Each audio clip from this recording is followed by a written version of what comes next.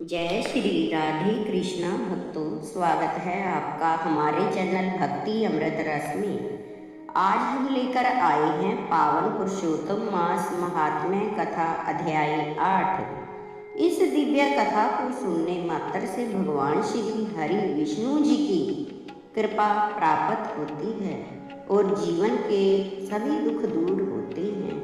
Video को अंत तक जरूर सुनें और चैनल को सब्सक्राइब करना न भूलें। पूजा विधि: प्रातःकाल जल्दी उठकर नदी के जल या गंगा जल मिले जल से स्नान करें, स्वच्छ वस्त्र धारण करें, पूजा स्थान को साफ करके भगवान विष्णु और श्री कृष्ण जी की प्रतिमा स्थापित करें और पूजा थाली में धूप, दीपक, पीले फूल, अक्षत, फल, तुलसी पत्र रखकर पूजा करें। दीपक व धूप जलाएं व पीले फूल, फल, अक्षत, तुलसी पत्र भगवान जी को अर्पित करें और मंत्र ओम नमो भगवते वासुदेवाय मंत्र का जाप करें। पुरुषोत्तम मास अधिक मास की कथा को श्रद्धा पूर्वक सुने और अंत में श्री हरि विष्णु जी की आरती करें। पुरुषोत्तम मास महात्म्य कथा अध्याय 8। नैमिषारण्य में बैठे सूत जी ने ऋषियों से प्रश्न किया कि जब भगवान विष्णु अधिक मास को लेकर बैकुंठ लौट आए तब आगे क्या हुआ। इस प्रश्न पर सूत जी ने पुरुषोत्तम मास महात्म्य के 8वें अध्याय की कथा सुनाई। सूत जी बोले, हे मुनियों, यही प्रश्न नारद जी ने श्री भगवान नारायण से किया था। तब भगवान नारायण ने उत्तर दिया, हे नारद, विष्णु जी अधिक मास को अपने साथ बैकुंठ ले गए और वहां अपने समीप स्थान दिया। अब वह अधिक मास जो पहले अपमानित होता था 12 महीनों में श्रेष्ठ बन गया और पुरुषोत्तम मास के रूप में प्रतिष्ठित होकर सम्मानित होने लगा। इसके बाद भगवान श्री कृष्ण ने पांडवों की ओर देखकर उनसे कहा, हे युधिष्ठिर, ऐसा प्रतीत होता है कि वनवास के समय आप लोगों ने पुरुषोत्तम मास का आदर नहीं किया। इस कारण आप इतने दुखों को भोग रहे हो।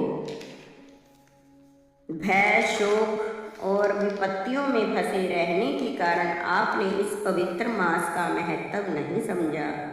भगवान ने आगे समझाया, मनुष्य को अपने भाग्य पर विश्वास रखना चाहिए, क्योंकि सुख दुख लाभ हानि सब उसी के अनुसार प्राप्त होते हैं। परंतु एक और भी कारण है जिसके कारण तुम्हें यह कष्ट सहना पड़ रहा है। अब मैं यह पुरातन कथा सुनाता हूँ। इसके बाद भगवान श्री कृष्ण द्रौपदी के पूर्व जन्म की कथा सुनाते हैं। उन्होंने कहा, पूर्व जन्म में द्रौपदी एक महात्मा मेधावी ऋषि की अत्यंत सुंदर और गुणवान पुत्री थी। वह रूप, विद्या और नीति में निपुण थी और अपने पिता की अत्यंत प्रिय थी, किंतु उसके मन में एक ही चिंता थी, उसे योग्य पति और संतान सुख कैसे प्राप्त होगा। समय बीतता गया परंतु उसका विवाह नहीं हो सका।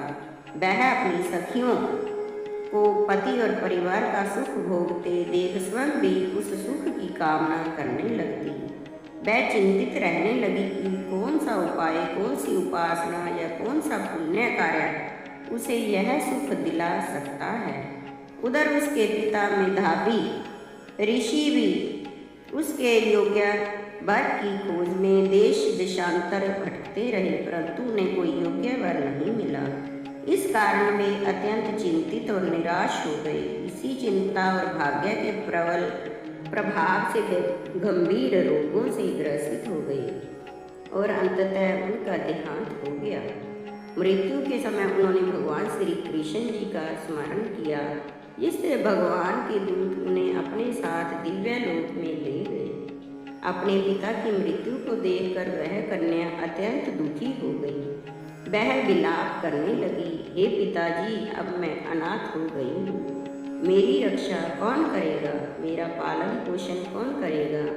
वह अपने पिता के शरीर को गोद में लेकर रोती रही। उसका कर्म विलाप सुनकर आसपास के मुनि वहां आए और उन्होंने विधि पूर्वक मेधावी ऋषि का अंतिम संस्कार किया। फिर वे कन्या को समझाकर अपने अपने आश्रम चले गए। अब वह कन्या अकेली दुख से व्याकुल होकर उसी वन में रहने लगी। पिता के वियोग का दुख उसे भीतर ही भीतर जलाता रहा। वह न तो ठीक से खा पाती थी, न ही शांत रह पाती थी। जैसे बछड़े के वियोग में गाय व्याकुल हो जाती है, वैसे ही वह शोक में डूबी रहती थी।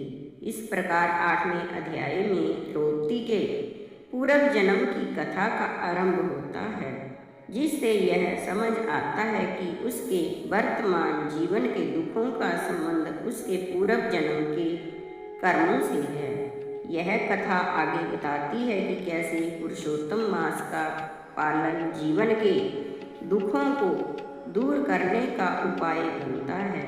जय श्री हरि विष्णु जी। तो भक्तों, यदि आपको यह कथा पसंद आई हो तो वीडियो को लाइक करें, शेयर करें और चैनल भक्ति अमृत रस को सब्सक्राइब अवश्य करें। कमेंट में लिखें जय श्री राधे कृष्णा। ऐसी ही भक्ति कथा और पूजा पाठ से जुड़ी वीडियो देखने के लिए जुड़े रहें। जय श्री हरि विष्णु।